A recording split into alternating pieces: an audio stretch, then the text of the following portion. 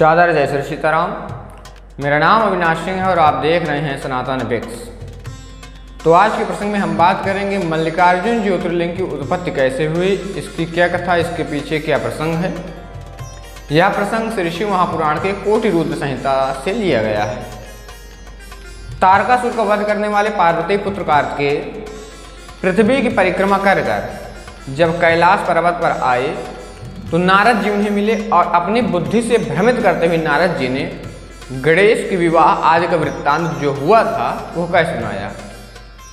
क्योंकि जब एक बार यह हुआ कि पृथ्वी की परिक्रमा सबसे पहले कौन कर लेता है, तो कार्तिकेय जी अपने वाहन मयूर पर सवार होकर निकल गए पृथ्वी की परिक्रमा करने के लिए, और गणेश जी ने केवल माता पिता की परिक्रमा करके उनको प्रणाम करके उनकी प्रदक्षिणा कर ली और कहा कि मैंने पृथ्वी की परिक्रमा कर ली। इससे शिव जी और पार्वती जी बहुत संतुष्ट हुए। इससे उन्होंने गणेश जी का विवाह कर दिया। और जब कार्तिकेय जी लौट कर आए तो नारद जी ने भ्रमित कर दिया कि तुम्हें ये तो बहाना था पृथ्वी की परिक्रमा करने के लिए, क्योंकि गणेश जी का विवाह उन्हें पहले करना था।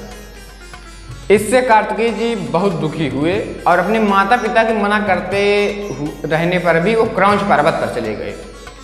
इससे माँ पार्वती बहुत दुखी हुई, क्योंकि उनका पुत्र क्रौंच पर्वत पर उनसे दूर चला गया था। इससे वो पुत्र शोक से पीड़ित हुई, व्याकुल हो गई।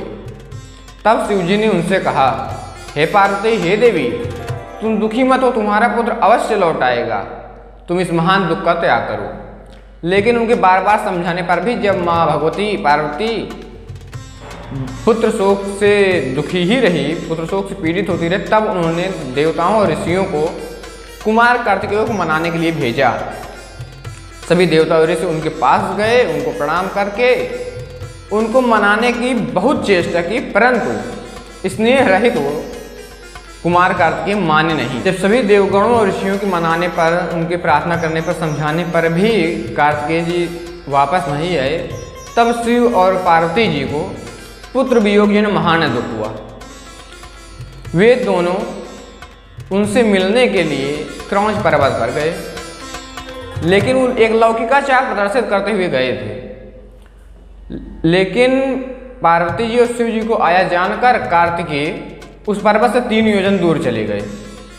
तब माँ भगवती पार्वती और शिव जी उसी क्रौंच पर्वत पर ज्योति रूप से स्थित हो गए। वे दोनों प्रत्येक पर्वों पर अपने पुत्र कार्तिकेय से मिलने निश्चित ही जाया करते हैं।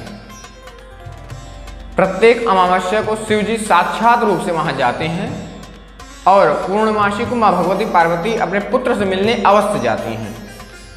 उसी दिन से मल्लिका अर्थात पार्वती जी और अर्जुन अर्थात शिव जी दोनों का सम्मिलित रूप व शिवलिंग पूरे विश्व में मल्लिकार्जुन नाम से प्रसिद्ध हुआ। इस ज्योतिर्लिंग की पूजा करने से मनुष्य के सभी पाप, सभी दुख दूर होते हैं, उसे पुनः गर्भ में आना नहीं पड़ता है। तो बताइए आपको यह प्रसंग कैसा लगा? अपना सुझाव हमारे कमेंट बॉक्स में ज़रूर डालिए। अगर आप यह वीडियो यूट्यूब पर देख रहे हैं तो चैनल को सब्सक्राइब कीजिए और फेसबुक पर हमें फॉलो कीजिए।